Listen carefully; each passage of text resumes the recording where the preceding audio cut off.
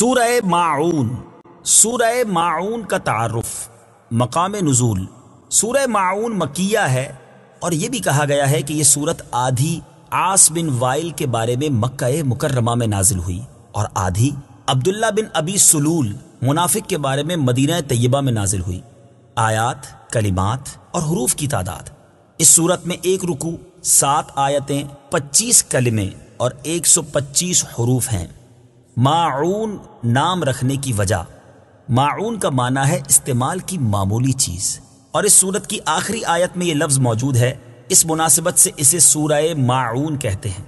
سورہ ماعون کے مضامین: اس سورت کا مرکزی مضمون یہ ہے کہ اس میں کافروں اور منافقوں کی مذمت بیان کی گئی ہے، اور اس میں یہ مضامین بیان ہوئے ہیں۔ نمبر 1، اس سورت کی ابتدائی آیات میں ان کافروں کی مذمت کی گئی جو حساب اور جزا کے دن کو جھٹلاتے ہیں، یتیم کو دھکے دیتے ہیں اور مسکین کو کھانا دینے کی ترغیب نہیں دیتے۔ نمبر 2، آخری آیات میں ان منافقوں کی مذمت کی گئی جو لوگوں کے سامنے نمازی بنتے اور تنہائی میں نمازیں چھوڑتے تھے، اور لوگوں کے سامنے بھی جو نمازیں ادا کرتے ان سے اللہ تعالیٰ کی رضا حاصل کرنے کی بجائے لوگوں کو یہ دکھانا مقصود ہوتا تھا کہ ہم بھی نمازی ہیں، اور اس کے ساتھ ساتھ ان کی ایک بری خصلت یہ تھی کہ اگر ان سے کوئی استعمال کی معمولی چیز مانگتا تو وہ اسے منع کر دیتے تھے۔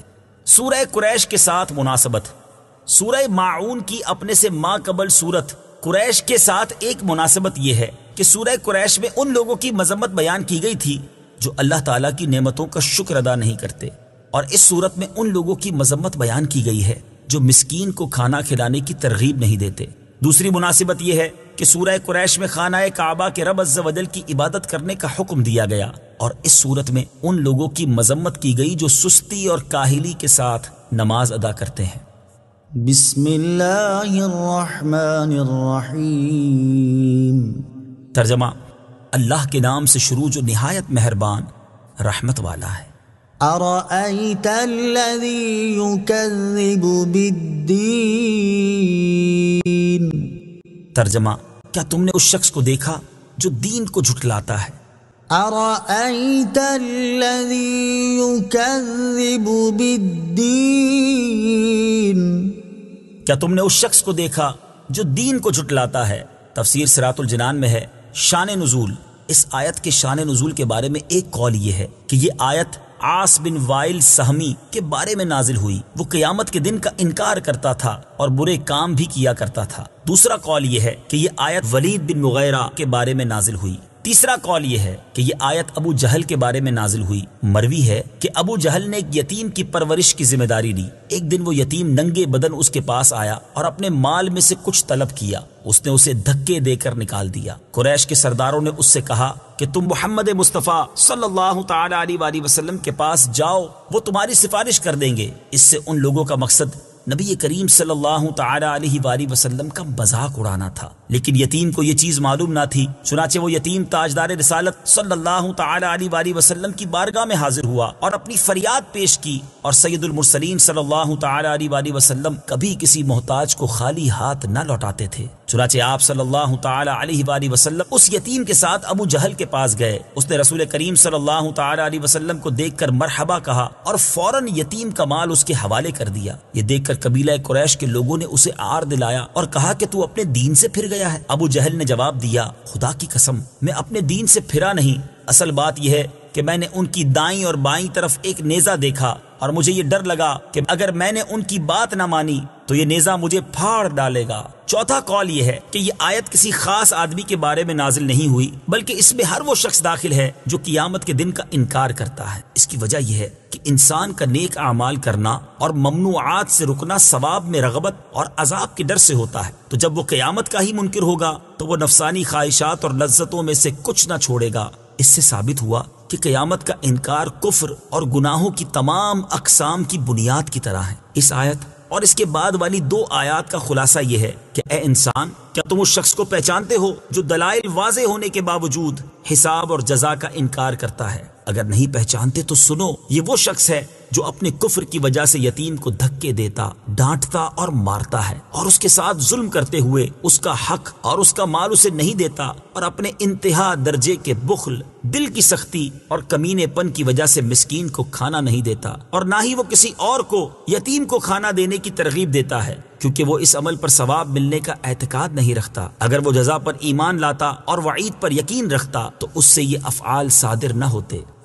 فَذَلِكَ الَّذِي يَدُعُّ الْيَتِيمَ۔ ترجمہ، تو وہ آدمی ہے جو یتیم کو دھکے دیتا ہے۔ فَذَلِكَ الَّذِي يَدُعُّ الْيَتِيمَ۔ تو وہ آدمی ہے جو یتیم کو دھکے دیتا ہے۔ تفسیر صراط الجنان میں ہے، یعنی دین کو جھٹلانے والے شخص کا اخلاقی حال یہ ہے کہ وہ یتیم کو دھکے دیتا ہے۔ یتیموں کے ساتھ کفار کا سلوک اور ان کے بارے میں اسلام کی تعلیمات۔ اس آیت میں کفار کا یتیموں کے ساتھ سلوک بیان کیا گیا، جبکہ اس کے مقابلے میں یتیموں کے بارے میں اسلام کی تعلیمات ملاحظہ کیجیے۔ چنانچہ اللہ تعالیٰ یتیموں کے سرپرستوں سے ارشاد فرماتا ہے، وَآتُوا الْيَتَامَى أَمْوَالَهُمْ وَلَا تَتَبَدَّلُوا الْخَبِيثَ بِالطَّيِّبِ وَلَا تَأْكُلُوا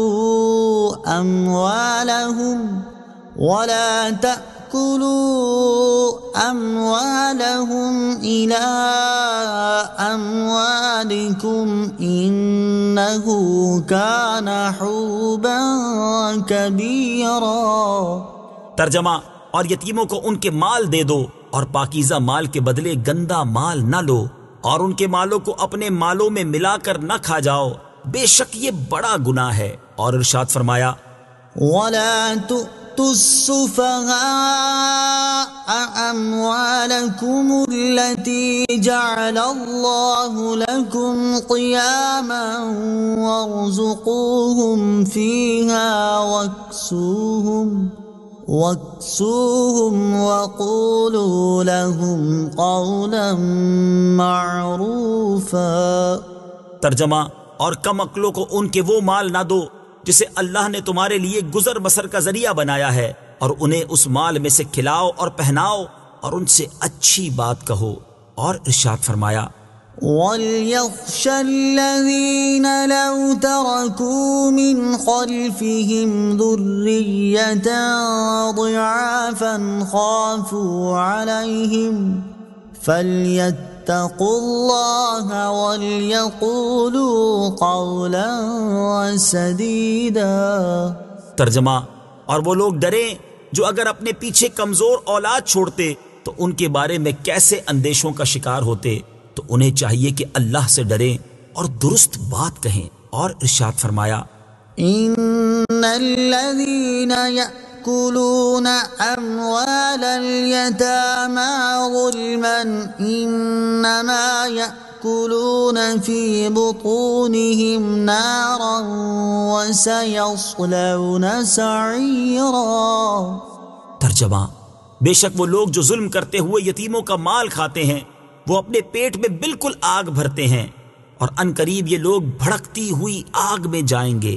اور حضرت ابو ہریرہ رضی اللہ تعالی عنہ سے روایت ہے، ابن ماجہ کی حدیث ہے، رسول کریم صلی اللہ تعالی علیہ وآلہ وسلم نے ارشاد فرمایا، مسلمانوں میں بہترین گھر وہ گھر ہے جس میں یتیم ہو اور اس کے ساتھ اچھا سلوک کیا جاتا ہو، اور مسلمانوں میں بدترین گھر وہ گھر ہے جس میں یتیم ہو اور اس کے ساتھ برا سلوک کیا جاتا ہو۔ اور حضرت ابو امامہ رضی اللہ تعالی عنہ سے روایت ہے، رسول اللہ صلی اللہ تعالی علیہ وآلہ وسلم نے ارشاد فرمایا، جو کسی یتیم کے سر پر اللہ تعالیٰ کی رضا کے لیے ہاتھ پھیرے تو اس کے لیے ہر اس بال کے عوض نیکیاں ہوں گی جس پر اس کا ہاتھ پھرے، اور جو اپنے پاس رہنے والے یتیم لڑکے یا یتیم لڑکی سے بھلائی کرے تو جنت میں اور وہ ان کی طرح ہوں گے۔ اور آپ صلی اللہ تعالی علیہ وآلہ وسلم نے اپنی 2 انگلیاں ملائیں۔ کفار کے طرز عمل اور اسلام کی تعلیمات کو سامنے رکھتے ہوئے ہر شخص بخوبی سمجھ سکتا ہے کہ بچوں کے حقوق کی حفاظت کے لیے جو اقدامات دین اسلام نے کیے اور جو احکامات دین اسلام نے دیے، ان کی مثال کسی اور دین میں نہیں مل سکتی۔ وَلَا يَحُضُّ عَلَى طَعَامِ الْمِسْكِينِ۔ ترجمہ، اور مسکین کو کھانا دینے کی ترغیب نہیں دیتا۔ وَلَا يَحُضُّ عَلَى طَعَامِ الْمِسْكِينِ۔ اور مسکین کو کھانا دینے کی ترغیب نہیں دیتا۔ تفسیر صراط الجنان میں ہے، یعنی دین کو جھٹلانے والے کا حال یہ ہے کہ وہ اپنے گھر والوں اور دیگر مالداروں کو اس بات کی ترغیب نہیں دیتا کہ وہ مسکین کو کھانا دیں، مسکین کے ساتھ کفار کا طرز عمل اور دین اسلام کی تعلیمات۔ اس آیت میں مسکین سے کفار کا سلوک بیان کیا گیا۔ اب مسکین کے بارے میں اسلام کی تعلیمات ملاحظہ ہوں۔ اللہ تعالیٰ ارشاد فرماتا ہے فآت ذا القربى حقه والمسكين وابن السبيل ذلك خير للذين يريدون وجه الله وأولئك هم المفلحون۔ ترجمہ، تو رشتہ دار کو اس کا حق دو اور مسکین اور مسافر کو بھی، یہ ان لوگوں کے لیے بہتر ہے جو اللہ کی رضا چاہتے ہیں، اور وہی لوگ کامیاب ہونے والے ہیں۔ اور اللہ تعالیٰ نے اپنے نیک بندوں کا وصف بیان کرتے ہوئے ارشاد فرمایا وَيُطْعِمُونَ الطَّعَامَ عَلَى حُبِّهِ مِسْكِينًا وَيَتِيمًا وَأَسِيرًا إِنَّمَا نُطْعِمُكُمْ لِوَجْهِ اللَّهِ لَا نُرِيدُ مِنكُمْ جَزَاءً وَلَا شُكُورًا۔ ترجمہ، اور وہ اللہ کی محبت میں مسکین اور یتیم اور قیدی کو کھانا کھلاتے ہیں۔ ہم تمہیں خاص اللہ کی رضا کے لیے کھانا کھلاتے ہیں، ہم تم سے کوئی بدلہ یا شکریہ نہیں چاہتے۔ اور حضرت انس رضی اللہ تعالی عنہ سے روایت ہے، ترمذی شریف کی حدیث ہے، نبی کریم صلی اللہ تعالی علیہ وآلہ وسلم نے ارشاد فرمایا، مسکین لوگ جنت میں مالداروں سے 40 برس پہلے جائیں گے۔ اے عائشہ رضی اللہ تعالی عنہا، مسکین کو خالی نہ پھیرو، اگرچہ کھجور کی کاش ہی ہو اسے دے دو۔ اے عائشہ رضی اللہ تعالی عنہا، مسکینوں سے محبت کرو، انہیں قریب رکھو تاکہ اللہ تعالیٰ قیامت میں تمہیں قریب کر دے۔ فويل للمصلين الذين هم عن صلاتهم ساهون الذين هم يراءون۔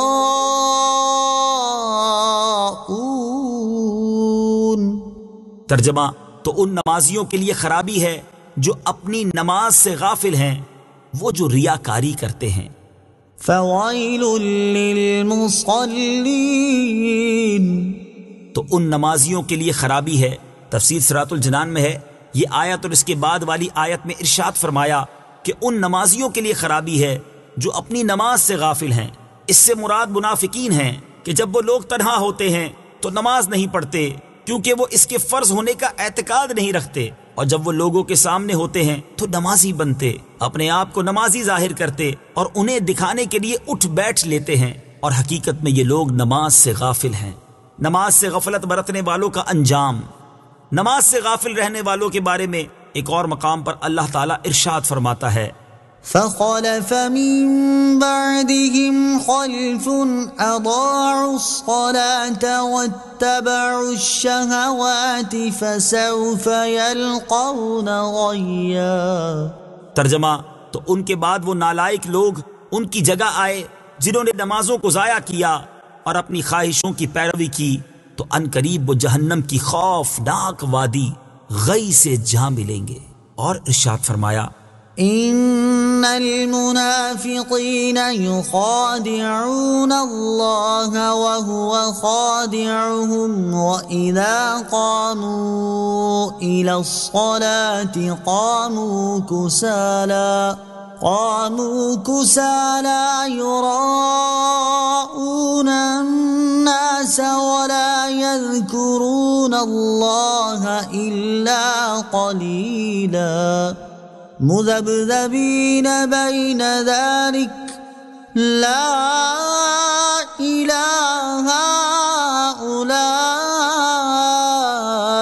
ولا إله هؤلاء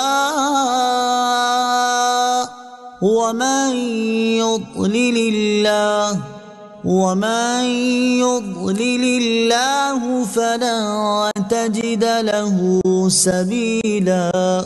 ترجمہ، بے شک منافق لوگ اپنے گمان میں اللہ کو فریب دینا چاہتے ہیں اور وہی انہیں غافل کر کے مارے گا، اور جب نماز کے لیے کھڑے ہوتے ہیں تو بڑے سست ہو کر لوگوں کے سامنے ریاکاری کرتے ہوئے کھڑے ہوتے ہیں اور اللہ کو بہت تھوڑا یاد کرتے ہیں، درمیان میں ڈگمگا رہے ہیں، نہ ان کی طرف ہیں نہ ان کی طرف، اور جسے اللہ گمراہ کرے تو تم اس کے لیے کوئی راستہ نہ پاؤ گے۔ یاد رہے کہ نماز سے غفلت کرنے یعنی کبھی نماز پڑھ لینے اور کبھی چھوڑ دینے سے بھی بچنا ضروری ہے، اور یہ خاص منافقوں کا وصف ہے۔ اور نماز میں غفلت کرنا یعنی نماز کے دوران دیگر کاموں کے بارے میں سوچ بچار کرنے لگ جانا یا شیطان کے وسوسوں کو قبول کر لینا وغیرہ، اس سے بھی بچنے کی کوشش کرنی چاہیے، اگرچہ اس کی شناعت یعنی برائی کم ہے۔ الذين هم عن صلاتهم ساهون، جو اپنی نماز سے غافل ہیں۔ تفسیر صراط الجنان میں ہے، مفتی احمد یار خان نعیمی رحمت اللہ تعالی علیہ فرماتے ہیں، نماز سے بھولنے کی چند صورتیں ہیں: کبھی نہ پڑھنا، پابندی سے نہ پڑھنا، بلا وجہ مسجد میں نہ پڑھنا، صحیح وقت پر نہ پڑھنا، بلا وجہ بغیر جماعت کے نماز پڑھنا، نماز صحیح طریقے سے ادا نہ کرنا، شوق سے نہ پڑھنا، سمجھ بوجھ کر ادا نہ کرنا، کسل و سستی بے پرواہی سے پڑھنا۔ اسی لیے فقہا فرماتے ہیں کہ آستین چڑھا کر، رومال کاندھے یا سر پر لٹکا کر، بٹن کھلے چھوڑ کر نماز پڑھنا منع ہے کہ یہ سستی اور بے پرواہی کی علامت ہے۔ الذين هم يراءون،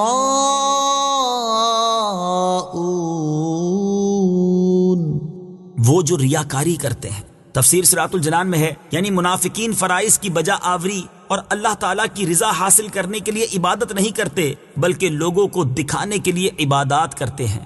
ریاکاری کی تعریف اور اس کی مذمت۔ ریاکاری کی تعریف یہ ہے کہ اپنے عمل کو اس ارادے سے ظاہر کرنا کہ لوگ اسے دیکھ کر اس کی عبادت گزاری کی تعریف کریں۔ کثیر احادیث میں ریاکاری کی مذمت بیان کی گئی ہے، یہاں ان میں سے 2 احادیث ملاحظہ ہوں۔ چنانچہ نمبر 1، حضرت ابو سعید خدری رضی اللہ تعالی عنہ فرماتے ہیں، ہم لوگ مسیح دجال کا ذکر کر رہے تھے کہ رسول کریم صلی اللہ تعالی علیہ وآلہ وسلم تشریف لائے اور ارشاد فرمایا، میں تمہیں ایسی چیز کی خبر نہ دوں جس کا مسیح دجال سے بھی زیادہ میرے نزدیک تم پر خوف ہے؟ ہم نے عرض کی، ہاں یا رسول اللہ صلی اللہ تعالی علیہ وسلم۔ ارشاد فرمایا، وہ شرک خفی ہے، آدمی نماز پڑھنے کھڑا ہوتا ہے تو اس وجہ سے طویل کرتا ہے کہ دوسرا شخص اسے نماز پڑھتا دیکھ رہا ہے۔ نمبر 2، حضرت ابو سعید بن ابو فضالہ رضی اللہ تعالی عنہ سے روایت ہے، ترمذی شریف کی حدیث ہے، رسول اللہ صلی اللہ تعالی علیہ وسلم نے ارشاد فرمایا، جب اللہ تعالی تمام اولین و آخرین کو اس دن میں جمع فرمائے گا جس میں شک نہیں، تو ایک منادی ندا کرے گا، جس نے کوئی کام اللہ عز و جل کے لیے کیا اور اس میں کسی کو شریک کر لیا، وہ اپنے عمل کا ثواب اسی شریک سے طلب کرے، کیونکہ اللہ تعالیٰ شرک سے بالکل بے نیاز ہے۔ یاد رہے کہ اپنی نیت کو درست رکھتے ہوئے فرض عبادات کی بجا آوری اعلانیہ کرنی چاہیے، تاکہ لوگ فرض عبادات چھوڑنے کی اس پر تہمت نہ لگائیں، اور نفلی عبادات پوشیدہ کرنی چاہیے، کیونکہ ان میں تہمت لگنے کا اندیشہ نہیں۔ وَيَمْنَعُونَ الْمَاعُونَ، ترجمہ، اور استعمال کی معمولی سی چیزیں بھی نہیں دیتے۔ وَيَمْنَعُونَ الْمَاعُونَ، اور استعمال کی معمولی سی چیزیں بھی نہیں دیتے۔ تفسیر صراط الجنان میں ہے، اس سے پہلی آیات میں خالق کے ساتھ منافقین کا معاملہ بیان کیا گیا، اب یہاں سے مخلوق کے ساتھ ان کا طرز عمل بیان کیا جا رہا ہے کہ اگر ان سے برتنے کی کوئی معمولی چیز جیسے سوئی، ہنڈیا یا پیالہ وغیرہ مانگے تو بخل کرتے ہوئے اسے نہیں دیتے۔ گھروں میں استعمال کی معمولی چیزیں حاجت سے زیادہ رکھیں۔ علماء فرماتے ہیں مستحب ہے کہ آدمی اپنے گھر میں ایسی چیز اپنی حاجت سے زیادہ رکھے جن کی ہمسائیوں کو حاجت ہوتی ہے اور انہیں عاریتاً دیا کرے۔ حضرت عائشہ صدیقہ رضی اللہ تعالی عنہا فرماتی ہیں، میں نے عرض کی، یا رسول اللہ صلی اللہ تعالی علیہ وآلہ وسلم، کون سی چیز ہے جس کا منع کرنا حلال نہیں؟ ارشاد فرمایا، پانی، نمک اور آگ۔ میں نے عرض کی، یا رسول اللہ صلی اللہ تعالی علیہ وسلم، پانی کو تو ہم سمجھ گئے، مگر نمک اور آگ کا یہ حکم کیوں ہے؟ ارشاد فرمایا، اے حمیرہ رضی اللہ تعالی عنہا، جس نے کسی کو آگ دی اس نے گویا اس آگ سے پکا ہوا سارا کھانا خیرات کیا، اور جس نے کسی کو نمک دیا اس نے گویا سارا وہ کھانا خیرات کیا جسے اس نمک نے لذیذ بنایا، اور جس نے کسی مسلمان کو ایک گھونٹ پانی وہاں پلایا جہاں پانی عام ملتا ہو تو اس نے گویا غلام آزاد کیا، اور جس نے مسلمان کو وہاں ایک گھونٹ پانی پلایا جہاں پانی نہ ملتا ہو اس نے گویا اسے زندگی بخشی۔ صدق اللہ العظیم۔